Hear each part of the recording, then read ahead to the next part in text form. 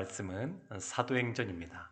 사도행전 4장 23절부터 31절까지의 말씀입니다. 사도행전 4장 23절부터 31절까지의 말씀입니다.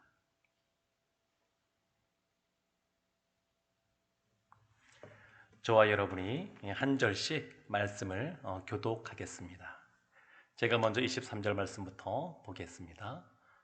사도들이 노임에 그 동료에게 가서 제사장들과 장로들의 말을 다 알리니 그들이 듣고 한 마음으로 하나님께 소리를 높여 이르되 대주제여 천지와 바다와 그 가운데 만물을 지은 이시여 또 주의 종 우리 조상 다윗의 입을 통하여 성령으로 말씀하시기를 어찌하여 열방이 분노하며 족속들이 허사를 경영하였는고 세상의 군왕들이 나서며 관리들이 함께 모여 주와 그의 그리스도를 대적하도다 하신 이로소이다. 과연 헤롯과 본디오 빌라도는 이방인과 이스라엘 백성과 합세하여 하나님께서 기름 부으신 거룩한 종 예수를 거슬러 하나님의 권능과 뜻대로 이루려고 예정하신 그것을 행하려고 이 성에 모였나이다. 주여 이제도 그들의 위협함을 굽어 보시옵고 또 종들로 하여금 담대히 하나님의 말씀을 전하게 하여 주시오며 손을 내밀어 병을 낫게 하시옵고 표적과 기사가 거룩한 종 예수의 이름으로 이루어지게 하옵소서 하더라. 함께 보겠습니다. 빌기를 다음에 모인 곳이 진동하더니 무리가 다 성령이 충만하여 담대히 하나님의 말씀을 전하니라. 아멘.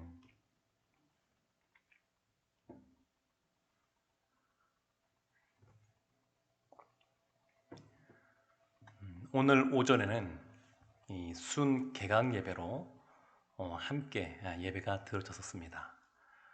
이 자리에 우리 순원분들이 다 오셔가지고 함께 예배드리고 또 교제하는 시간을 가졌는데 이 저녁에는 순 개강 예배는 드렸으니까 이 저녁에는 오직 이 수요 예배 여기에 집중해서 말씀을 나누려고 합니다. 오늘 본문이 등장하는 이 사도행전 4장을 보게 되면 이스라엘 가운데 박해가 있는 것을 볼 수가 있습니다.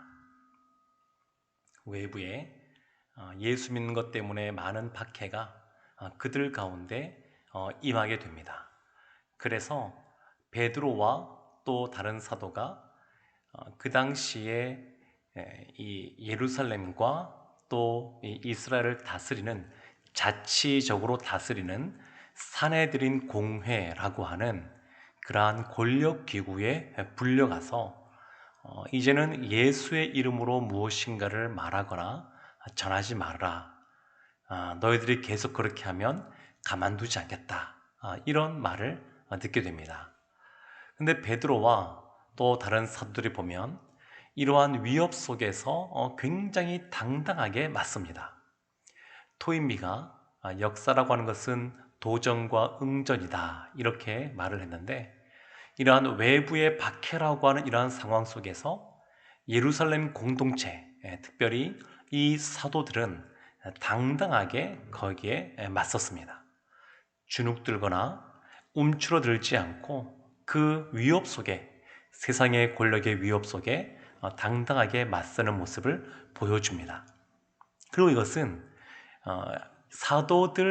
사도들과 함께 신앙생활하는 그러한 성도들도 마찬가지였습니다. 용장 밑에 약졸 없다고 이 사도들이 아주 당당하게 나아가니까 그 예루살렘 공동체에 있는 우리 성도들도 당당하게 그 외부의 위협 속에 반응하는 것을 볼 수 있습니다. 그래서 그냥 마음 졸이지 않고 그냥 흔들림 없이 당당하게 반응을 하게 되는데 그들이 당당하게 반응하면서 보인 것이 있습니다. 그들이 행한 것이 있습니다. 그것이 뭐냐면 오늘 말씀 24절에 보면 이렇게 나옵니다. 그들이 듣고 한 마음으로 하나님께 소리를 높여 이르되, 그들이 한 것이 뭐냐면 기도하는 것이었습니다. 소리를 높여서 기도하는 것이었습니다. 우리도 보게 되면 삶 속에 어려운 일이 생겼을 때에, 문제가 생겼을 때에 우리의 힘으로 해결하기 어려운 그러한 상황에 맞닥뜨리게 되었을 때에, 그리고 내 힘이 아니라 하나님의 간절한 도우심이 필요한 상황에 놓여졌을 때에 우리가 하는 것이 뭐냐면 기도입니다. 기도. 근데 지금 예루살렘 공동체가 그렇게 나가는 겁니다. 외부의 그런 박해 속에 흔들림 없이 당당하게 서 있지만 그걸로 끝나는 것이 아니라 하나님 앞에 기도하게 됩니다. 그것도 소리 높여서 기도합니다. 사랑하는 성도 여러분, 여러분은 2021년 올 한 해 벌써 2달이 지났는데 어떤 마음에 큰 간절한 기도의 제목이 있으십니까? 지난번에 우리 성도님들 써주신 기도 제목을 쭉 보니까 여러 가지 공통된 기도 제목들이 있습니다. 그 중에 하나가 뭐냐면 성령의 충만함입니다. 우리의 소원은 통일, 꿈에도 소원은 통일, 이런 노래가 있는데 마치 우리의 소원은 성령 충만이라고 여겨질 만큼 그런 것들을 사모하시는 분들이 많이 계십니다. 지금 이 예루살렘 교회가 그와 같은 은혜를 누리게 되는데 31절에 이렇게 나와 있습니다.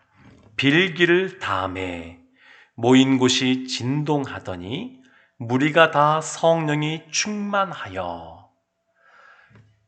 외부의 위협 속에 그들이 당당하게 기도하게 되는데 그 기도의 결과가 뭐냐면 성령이 충만하여입니다. 사도행전에 참 많이 성령의 충만함을 힘입는 그러한 모습들이, 사건들이 기록되어 있습니다. 그런데 아주 대표적인 그러한 공식 같은 것이 뭐냐면 성령의 충만함을 힘입으려면 그 앞에 해야 될 것이 기도인 것을 볼 수 있습니다. 사도행전 1장에도 보게 되면 온 무리가 오로지 기도에 힘쓰더라, 그런 부분이 나옵니다. 120명의 성도가 오로지 기도하는 데 힘썼더니 사도행전 2장에서 오순절날 성령이 임하는 그런 놀라운 은혜를 경험하게 됩니다. 이것은 비단 이 성도들만이 아니라 예수님도 그러셨습니다. 예수님도 누가복음 3장 21절 22절에 보면 백성이 다 세례를 받을세 예수도 세례를 받으시고 기도하실 때에 하늘이 열리며 성령이 비둘기 같은 형체로 그의 위에 강림하시더니, 예수님도 기도하실 때에 하늘에서 성령이 비둘기 같은 모양으로 임하시는 것을 볼 수 있습니다. 그러니까 성령 충만함을 받으려면 어떻게 해야 되느냐? 기도해야 됩니다. 기도해야 우리 가운데 성령의 충만함이 임하는 것을 볼 수 있습니다. 외부의 그러한 위협, 우리의 삶 속에 어렵고 힘든 일이 있을 때 우리가 해야 될 것은 하나님께 기도하는 것인데, 그 기도하면 하나님께서 우리에게 주시는 선물, 은혜가 성령 충만함입니다. 그래서 오늘 본문을 보게 되면 이렇게 이들이 기도하는데 누구에게 기도하느냐? 하나님께 기도하는데 그 하나님은 어떤 분이시냐? 그리고 기도의 내용은 무엇이고, 그리고 기도할 때 어떻게 기도했느냐? 그와 같은 것들이 오늘 말씀에 기록되어 있습니다. 24절 말씀을 제가 다시 한 번 더 읽어보겠습니다. 그들이 듣고 한 마음으로 하나님께 소리를 높여 이르되 대주제여 천지와 바다와 그 가운데 만물을 지은 이시여.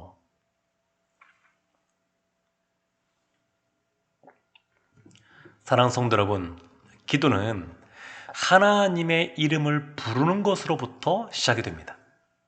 기도는 하나님을 부르면서 시작이 되는데, 이들이 어떻게 기도했냐면 천지와 바다와 그 가운데 만물을 지은 한마디로 말하면 하나님이 창조주이십니다, 이렇게 기도한 겁니다. 창조주, 온 만물을 창조하신 그 하나님. 그런데 창조하셨다라고 하는 말 속에는 그걸로 끝나는 것이 아니라 창조하신 그분께서 그 창조된 그 세상을 다스리고 통치하신다라고 하는 것도 포함된 말입니다. 창조주 하나님이라고 부르짖으면 그 창조하신 하나님께서 여전히 이 세상을, 이 만물을 통치하고 있다고 하는 것을 나타내는 겁니다. 이것이 첫 번째 부르짖음입니다. 두 번째가 뭐냐면 대주제여라고 하는 겁니다. 대주제여. 한마디로 말하면 주여입니다. 주여. 주제라고 하는 것은 직장에서 우리 같이 회의를 주재한다, 그럴 때 이런 표현을 쓰는데, 어떤 일을 중심이 되어서 맡아 처리하는 것, 그런 것을 주제라고 말하니까 대주제어라고 하는 것은 주여라는 것입니다. 주여의 뜻은 잘 아시지만 주인, 주님, 그런 뜻 아니겠습니까? 기도할 때 하나님은 어떤 분이시냐? 창조주이시고 온 우주 만물을 다스리시는 분이시며 무엇보다 우리의 주인 되시는 주님이라는 것입니다. 우리가 기도하는 대상은 그 주님이십니다. 주님. 그리고 그 주여라고 부르짖으면서 어떠한 기도의 내용으로 말하는지 29절에 이렇게 말합니다. 우리 함께 말씀을 읽어볼까요? 주여, 이제도 그들의 위협함을 굽어보시옵고 또 종들로 하여금 담대히 하나님의 말씀을 전하게 하여 주시오며. 주여라고 먼저 부르짖고 첫 번째 기도하는 것은 뭐냐면 이제도 그들의 위협함을 굽어보시옵고. 이제도라고 하는 말은 뭐냐면 과거에 아브라함의 하나님, 이삭의 하나님, 야곱의 하나님이셨는데 그 하나님이 오늘날 우리의 하나님이십니다 라고 하는 것을 고백하는 겁니다. 애굽에서 종살이하던 이스라엘을 10가지 그러한 재앙을 통하여, 기적을 통하여 구출해 내시고 홍해 바다를 가르시고 40년 동안 날마다 하늘에서 만나를 주시고 구름 기둥과 불 기둥으로 인도하신 그 하나님, 그리고 마침내 약속하신 언약의 땅, 그 땅을 들어가게 하신 하나님, 그 하나님이 지금 우리의 하나님이라고 하는 것을 담고 있습니다. 이제도 라고 하는 이 단어가. 그리고 그들의 위협함을 굽어보시옵고. 그들의 위협함, 이 그들은 누구냐면 예수 그리스도를 십자가에 못 박은 그 당시 종교 지도자들, 그리고 그 당시 이방 로마 군인들을 일컫습니다. 그들이 지금도 베드로와 사도들 또한 예수 믿는 사람들을 향하여 위협을 하고 있는데 그 위협함을 굽어달라고, 신원하여 달라고, 보호하여 달라고 이렇게 기도하는 겁니다.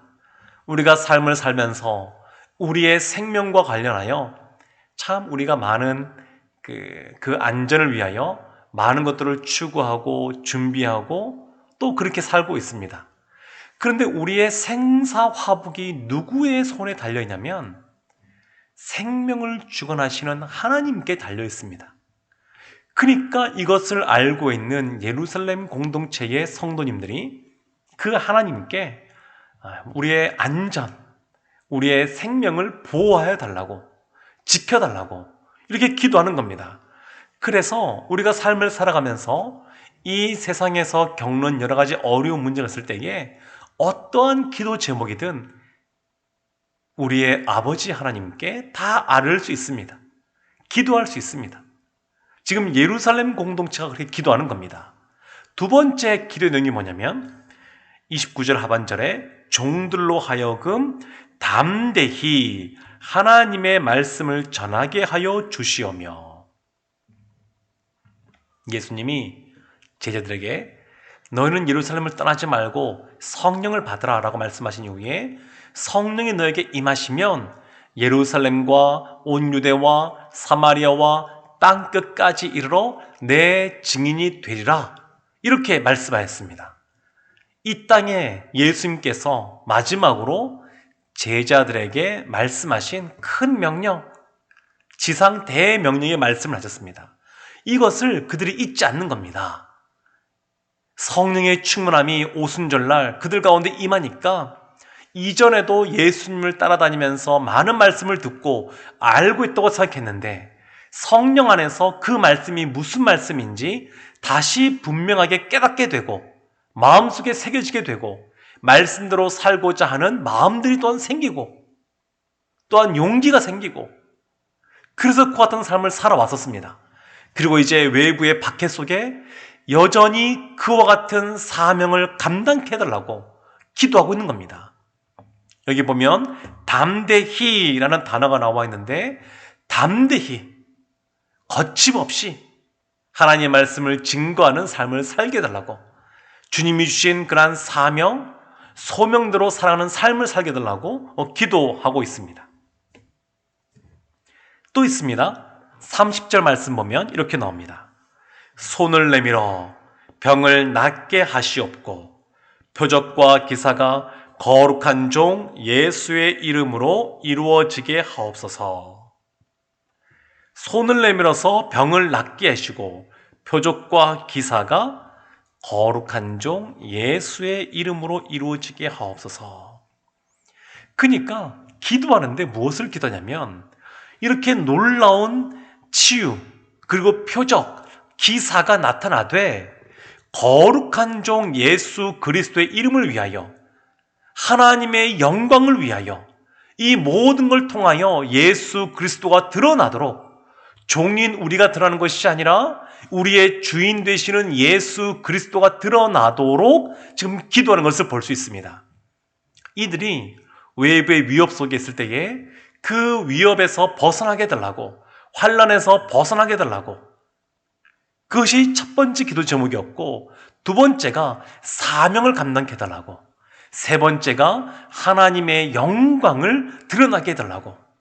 주기도에 보게 되면 주의 이름이 거룩히 여김을 받으시오며 이렇게 나와 있는데 그것처럼 이름이 거룩히 여김을 받으시옵소서라고 그들이 기도한 것을 볼 수 있습니다. 그런데 이렇게 이들이 주여 창조주이시여 라고 부르짖으면서 이와 같은 기도의 제목을 가지고 기도하는데 어떻게 기도했느냐가 또한 중요합니다. 이 기도의 내용도 중요하고 무엇보다 누구에게 기도했냐가 중요하지만 오늘 본문 속에서는 어떻게 기도하느냐도 굉장히 중요하게 드러나고 있습니다. 24절 말씀을 제가 다시 한번 보겠습니다. 그들이 듣고 한 마음으로 하나님께 소리를 높여 이르되, 어떻게 기도했냐면 소리를 높여서 기도했습니다. 한국교회가 잘하는 것 있지 않습니까? 통성기도, 주여 삼창하고 통성으로 기도하는 겁니다. 주여 부르지 않아도 주님께서는 우리의 기도를 다 들으시는 분이십니다. 그렇지만 마음의 간절함을 담아서 우리 한국교회가 주여 많이 부르고 그 다음에 소리 높여 기도가 하는데, 이것은 한국교회만의 독특한 것이라기보다는 원래 교회는 이런 겁니다. 교회의 처음 시작이라고 할 수 있는, 신약교회의 시작이라고 할 수 있는 이 예루살렘 교회, 그 예루살렘 교회가 소리 높여서 기도하곤 했었습니다. 기도는 우리가 입술로 이렇게 말로 이 소리가 나오면 그것이 우리의 귀로 들어가서 다시 기도의 내용이 정리가 됩니다. 우리가 마음, 생각을 정리할 때 글을 쓰곤 하는데 글을 쓰면 정리가 잘 되는 것처럼 입술로 나온 그러한 소리가 우리의 귀로 다시 들어가면 그 기도가 보다 분명하게 정리가 됩니다. 그리고 그 귀에 다시 들린 그 기도가 우리의 마음판에 새겨지기도 합니다. 그래서 기도는 원래 소리 내서 하는 겁니다. 구약과 신약에 나와 있는 그러한 기도의 모습들을 보게 되면 기본이 다 소리내서 기도하는 겁니다. 그냥 소리 안 내고 마음속으로만 기도하는 것, 물론 그래도 하나님이 들으시지만 그것이 기본이 아니라 소리내서 기도하는 것, 경전인 이 성경책을 소리내서 읽는 것이 기본인 것처럼 소리내서 기도하는 것. 그런데 이들은 단순히 소리내서 기도하는 것이 아니라 소리를 높였습니다. 부르짖으며 기도했습니다. 그렇게 기도하지 않아도 하나님이 들으시지만 마음에 간절함이 있으니까 이들이 소리를 높여서 기도하는 모습을 볼 수 있습니다. 또 하나가 뭐냐면 한 마음으로 기도했다라는 겁니다. 한 마음으로. 합심기도이지요. 우리가 다 생김새가 다른 것처럼 생각도 다르고 그리고 신앙의 모습도 조금씩 다릅니다. 다 똑같지가 않습니다. 신앙의 수준도 차이가 나게 되고 더 관심이 가는 것도 차이가 나게 되고 그렇습니다. 그렇지만 우리가 하나가 될 수 있는 것이 있는데 그것이 뭐냐면 기도하는 겁니다. 이번 부활절날 또 한국교회가 코로나 상황이지만 여러 교단에서 모여서 인원은 제한해서 이렇게 예배를 드린다고 그럽니다. 그런데 이렇게 하나가 되어서 무엇인가 할 때 각 교단마다 그들의 신학이 조금씩 차이가 있기 때문에 그걸로써 하나 되기가 참 쉽지가 않습니다. 그런데 하나 될 때 아주 중요한 것이 있는데 그것이 뭐냐면 합심 기도입니다. 여러 교단이 모였을 때도 그들이 하나됨을 경험할 때는 합심하여 기도할 때 성령께서 그 마음을 만져주시고 성령 안에서 하나됨을 경험하게 하나님께서 은혜를 베푸시곤 합니다. 그러니까 지금 한 마음으로 기도한다라고 하는 것은 나를 주장하는 것이 아니라 오직 예수 그리스도 안에서 예수 그리스도 때문에 또 하나된 모습으로 나아가는 그런 모습으로 갈 수 있습니다. 사랑하는 성도 여러분, 기도할 때 어떻게 기도해야 되냐면 소리를 높여 한 마음으로 그렇게 기도될 줄로 믿습니다. 하나님께서 원하시는 것이 그러한 것입니다. 우리가 주님 앞에 간절한 마음을 가지고 이렇게 통성 기도하며 합심 기도하며 나아갈 때 그 결과가 31절에 이렇게 분명하게 기록되어 있습니다. 제가 다시 한번 보겠습니다. 빌기를 다하매 모인 곳이 진동하더니 무리가 다 성령이 충만하여 담대히 하나님의 말씀을 전하니라. 아멘. 빌기를 다하매 이렇게 간절하게 기도했더니 무리가 다 한 사람도 예외 없이 모두가 다 성령의 충만함을 경험하게 됩니다.